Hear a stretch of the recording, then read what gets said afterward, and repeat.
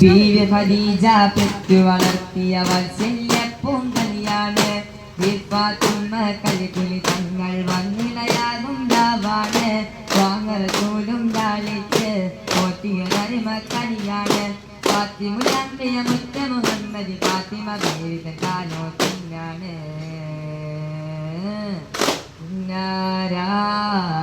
മഹ്മൂദിൻ പൂമണി മോളുടെ കാനോത്ത്